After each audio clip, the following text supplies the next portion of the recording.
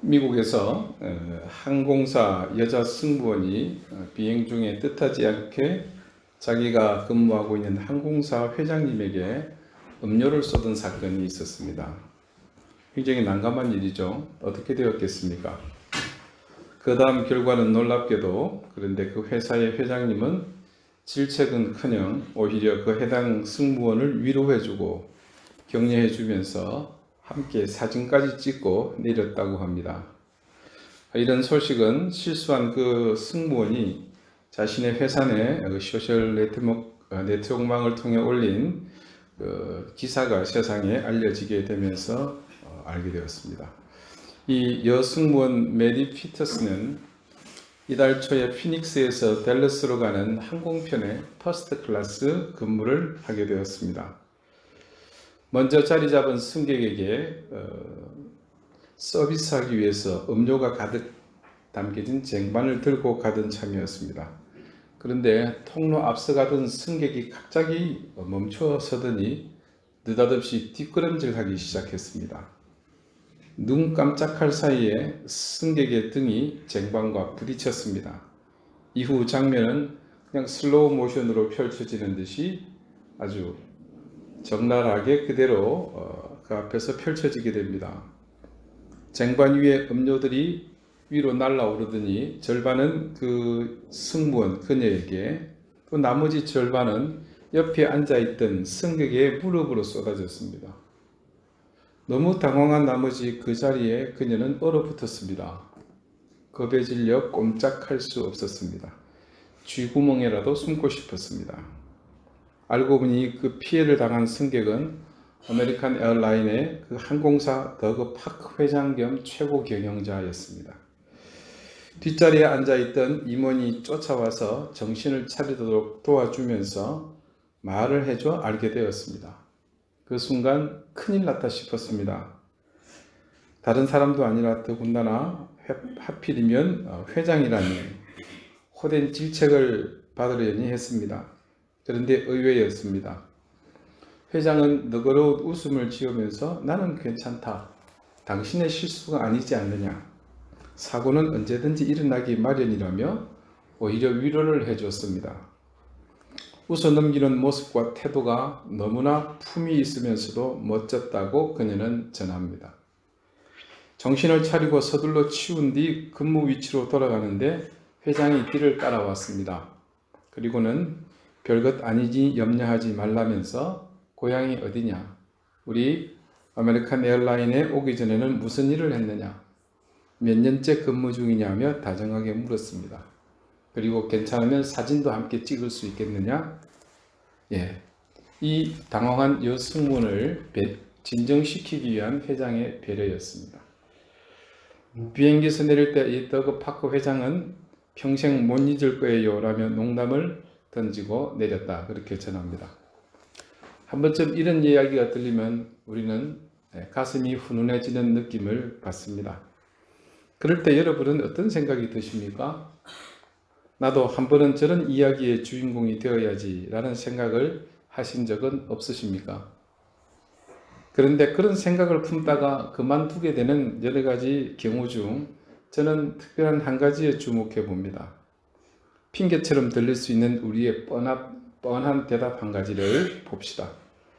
저런 일이 우리에게서 일어날 기회가 없지 않나요? 맞습니다. 우리는 저런 일은 우리와 관계없는 일이라고 생각하는 경우가 허다합니다. 그래서 우리에게는 저런 기회가 없다고 미리 단정 지어버리고 맙니다. 이런 생각의 저변에는 이미 우리에게서 그런 선행을 할 의지가 희박하다는 것을 전제하고 있다고 봐야 할 것입니다. 그러나 조금 전 말씀드린 아메리칸 에어라인의 더그 파크 회장 같은 사람들의 행동은 그냥 우연히 그에게 어느 날 다가온 행운과 같은 그런 것이 아닙니다. 그것과는 다릅니다. 이런 일들은 그 일의 주인공의 일상이 늘 그래 왔기 때문입니다. 달리 그날 그 승무원에게 자신이 한번 크게 인심 써서 최고 경영자로서 은혜를 베풀었다기보다는 그의 삶이 평소에 그처럼 이어졌다고 봐야 합니다. 우리는 종종 세상을 따뜻하게 만들어주는 이 선행의 소식을 듣게 됩니다. 이 선행의 바탕에 깔려 있는 것은 누가 뭐래도 사랑입니다. 사랑하는 마음이 없으면 누가 이 같은 일들을 할 수 있겠습니까? 누구나 사랑하는 마음을 가지고 살면 그 사람은 자신이 가진 그 사랑의 힘 때문에 자신이 가진 능력보다 훨씬 더 대단한 일을 할 수 있습니다. 그만큼 사랑은 무한한 잠재력을 가진 능력의 근본이 되기 때문입니다. 우리는 지금 계속해서 야고보 사도가 말하는 행함이 있는 믿음에 대해서 이야기하고 있습니다. 여기서 말하는 행함이 있는 믿음에서 그 행함이 지향하는 바가 무엇이겠습니까? 분명 그 행함이 지향하는 바는 믿음입니다. 그렇다면 그 믿음을 지향하게 만드는 행동의 동인, 즉 힘의 원천은 또한 무엇이겠습니까? 이 질문에 대한 대답에 앞서 조금 더 근본적인 문제에 대한 대답부터 찾고서 시작하겠습니다. 우리 믿음의 대상은 누구입니까? 우리가 그렇게 질문할 때 그것은 당연히 삼위일체 하나님이십니다. 우리는 모두 예외 없이 그 믿음을 가짐으로써 구원에 이르게 된 것을 또한 믿습니다. 그렇다면 이 믿음은 철저하게 삼위일체 하나님을 바라보고 있음을 알게 됩니다. 그랬을 때 그 속에서 가장 강력하게 역사하는 힘이 있다면 무엇이겠습니까? 그 힘의 실체는 바로 하나님의 본질이 되시는 사랑입니다. 예수 그리스도의 삶을 한마디로 요약하면 무엇이라 정의할 수 있겠습니까? 그 역시 사랑입니다. 성령 하나님께서 우리 가운데 역사하심으로 우리가 가지게 되는 마음의 근본 역시 사랑입니다. 삼위일체의 하나님에게서 과연 이 사랑을 제외하고 나면 무엇을 찾을 수 있겠습니까? 구약의 이스라엘의 역사 속에서 하나님의 사랑을 제외하고 나면 그들의 역사는 온통 실패와 좌절 그리고 죽음뿐입니다.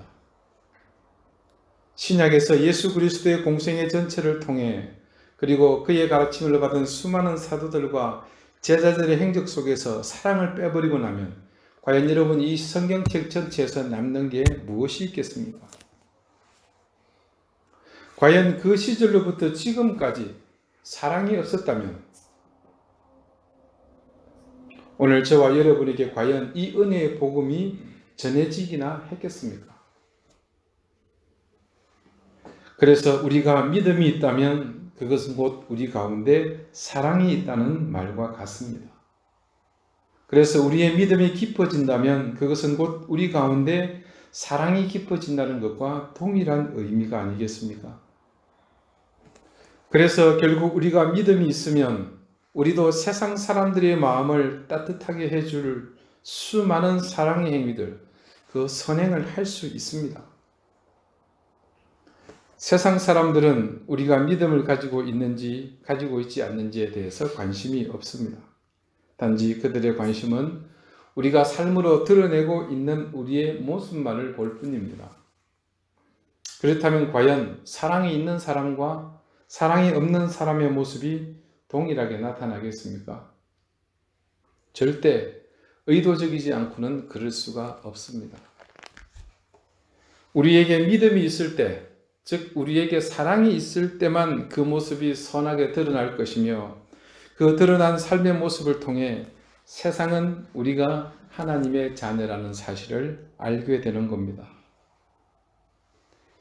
세상이 가지는 관심의 핵심은 바로 그것입니다. 결국 그들의 보는 눈은 중심도 아니고 본질도 아니고 현상이며 외형이지만 결국 그들은 그것을 통해서 무엇을 봅니까? 우리의 믿음까지 보게 된다는 결론에 이르지 않습니까? 그렇다면 이제 우리가 세상 가운데 사는 모든 삶에 있어서 우리의 믿음이 드러나게 되어 있다는 사실을 알게 되었습니다.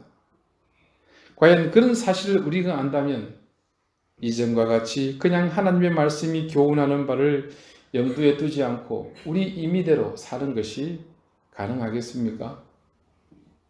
세상 사람들이 하는 방법대로 그들의 삶에 섞여서 사는 것이 과연 가능하겠냐는 것입니다.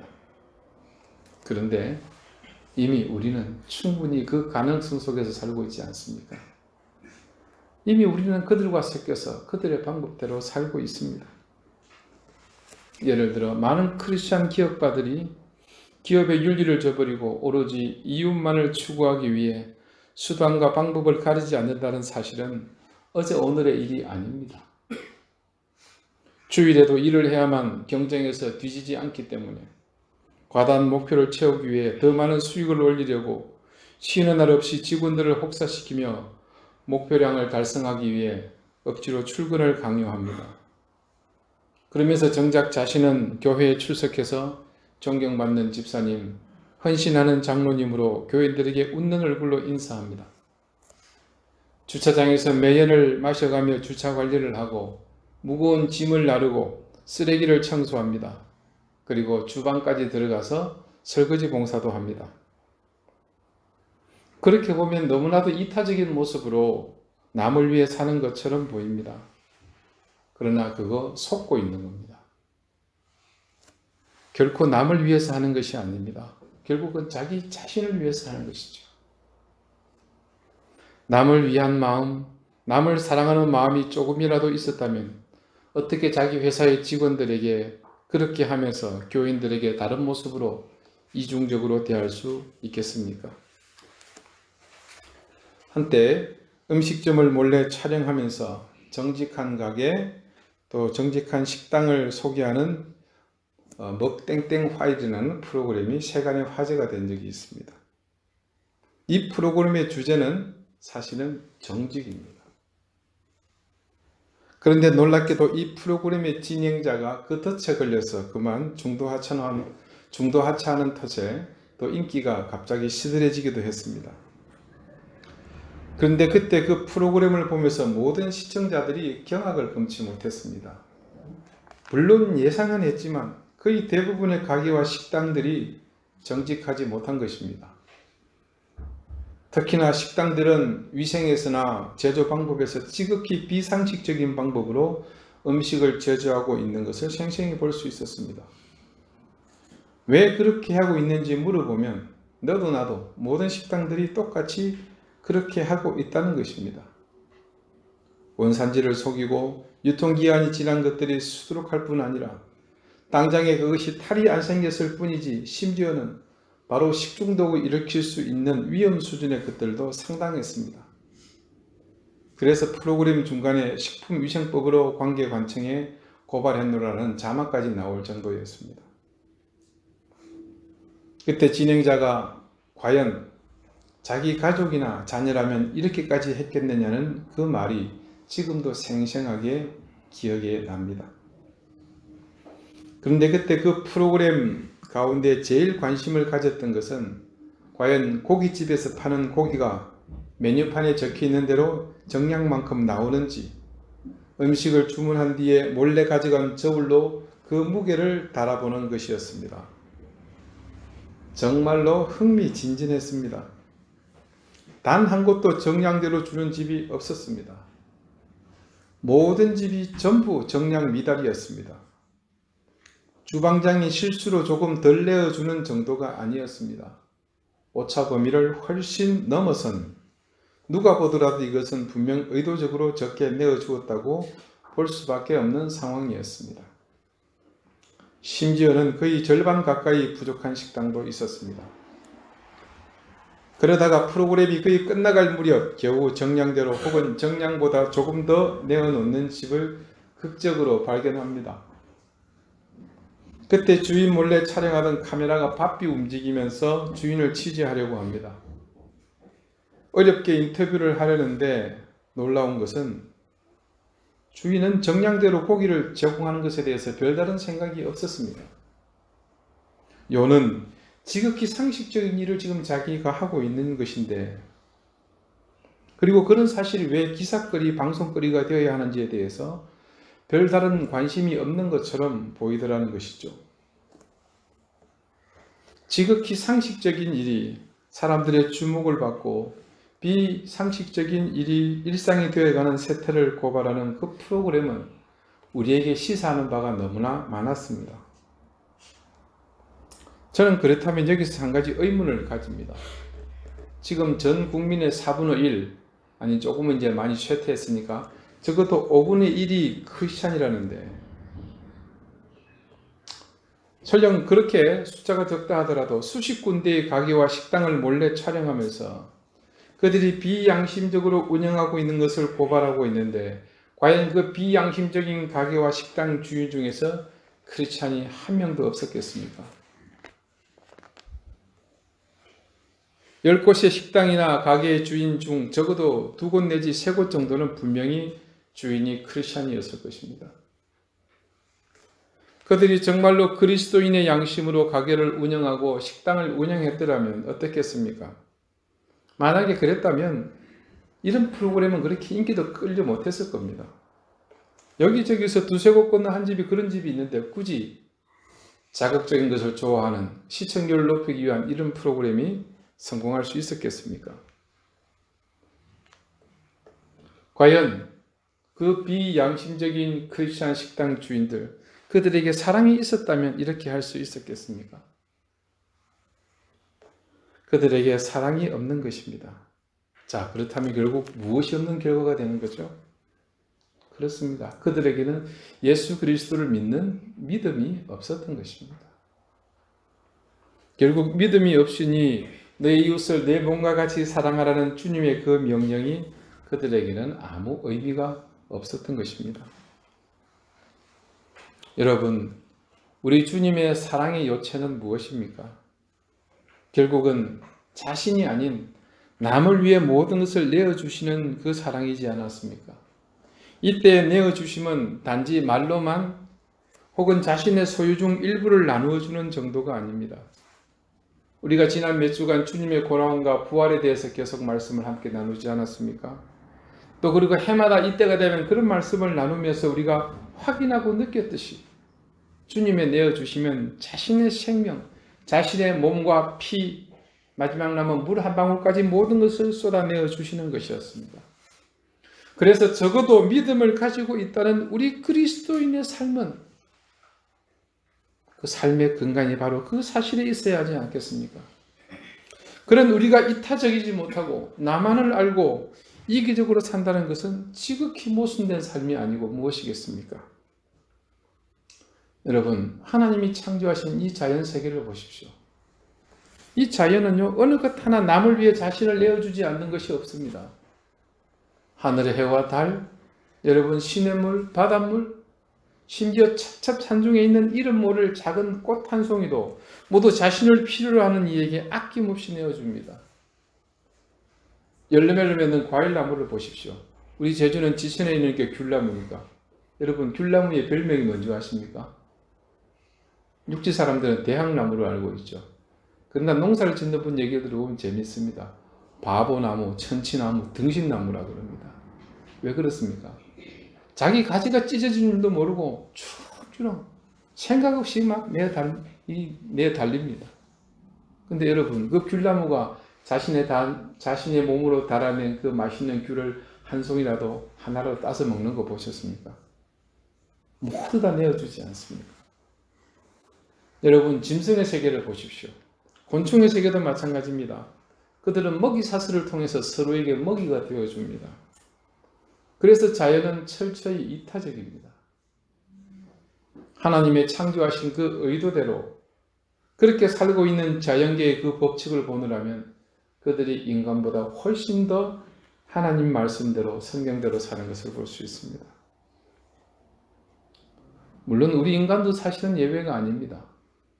우리 인간의 그 자체를 놓고만 보면 이거는 분명히 하나님의 의도하심이 있습니다. 모든 것이 이타적인 존재입니다. 여러분, 우리 신체 어느 한 부분도 이 신체가 자기 자신을 위해서 존재하는 것은 없습니다. 여러분, 손을 보십시오. 우리가 살면서 손은 절대적으로 필요합니다. 우리가 외형적으로 하는 모든 일은 손을 통해서 이루어지죠. 여러분, 그런데 이 손에 하는 역할을 보십시오. 이 손은 절대 자신을 위해서 존재하지 않습니다. 심지어 자신에게 무슨 문제가 생겨도 손은 스스로 해결 못합니다. 손등이 간지럽습니다. 어떻게 합니까? 긁지요? 자기 손으로 긁습니까? 아닙니다. 반대편 다른 손이 긁어줘야 됩니다. 따끔합니다. 다른 손이 만져주는 겁니다. 여러분, 손은 음식을 먹을 때도 사용하죠. 최고급 뷔페에 굉장히 맛있는 음식들이 있습니다. 손이 가서 집습니다만 그 손은 절대 그 음식을 먹지 못합니다. 입으로 옮겨주는 역할밖에 하는 게 없죠. 그 입은 그러면 자신이 먹고 맙니까? 아닙니다. 자신이 먹고 자신이 가지고 있으면 어떻게 됩니까? 네, 그건 천치 바보죠. 그냥 입은 씹어서 위가 소화하기 좋도록 넘기는 겁니다. 그럼 위는 무슨 일을 합니까? 자기가 받아서 가만히 있나요? 아닙니다. 열심히 소화하지 않습니까? 그래서 무슨 일을 합니까? 우리 신체의 각 기관이 필요한 곳으로 영양분을 보내주지 않습니까?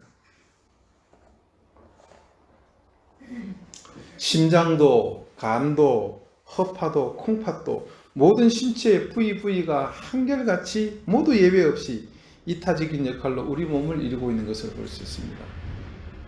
만약 어느 부위든지 자기가 이기적이겠다고 마음을 먹으면 어떻게 되는 줄 아십니까? 그 부분만 커지죠? 그게 뭡니까? 그게 암입니다, 여러분. 그러나 불행하게도 이 놀라운 이타적 결정체인 몸의 주인인 인간은 남을 위해 자신을 내어주지 않습니다. 내어주기는커녕 밑빠진 독처럼 결코 채워줄 수 없는 자신의 욕망을 채우기 위해 도리어 많은 사람들을 해치며 살아가고 있습니다. 세상에 이런 모순이 또 어디에 있겠습니까? 어떻게 인간만이 이타적이지 못하고 추악한 자기 욕심에 이끌려 이기적인 존재로 살아가는 것일까요? 그 이유는 다른 것이 아니라 바로 우리의 죄성으로 인함입니다.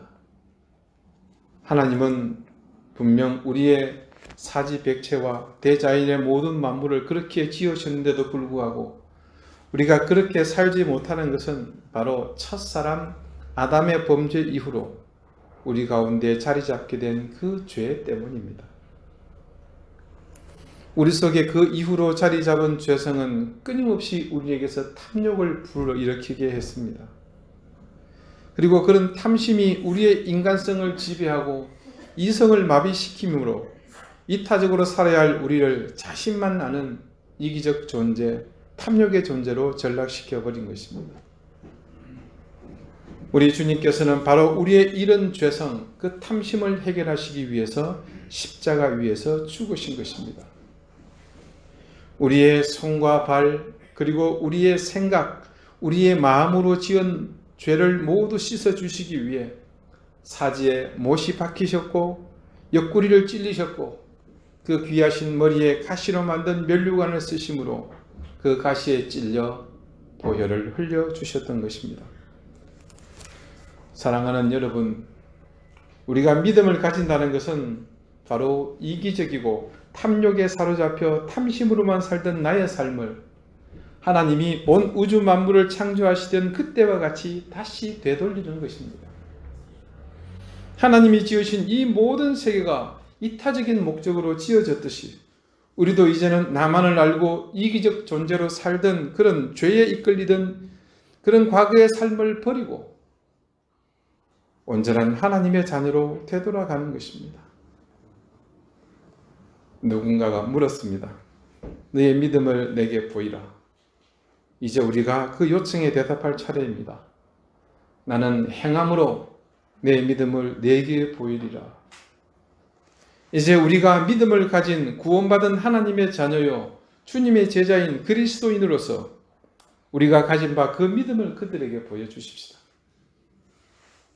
내가 가진 믿음으로 그 믿음을 보여줄 사랑의 마음, 이타적인 삶을 통해 분명 모두가 깨달아 알 수 있도록 우리의 믿음을 모두에게 보여주십시다.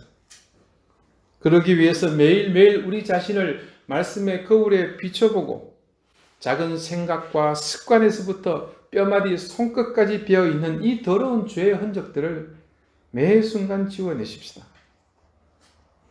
사람을 대할 때나 일터에서 내게 주어진 일을 감당할 때에도 단 한순간이었죠.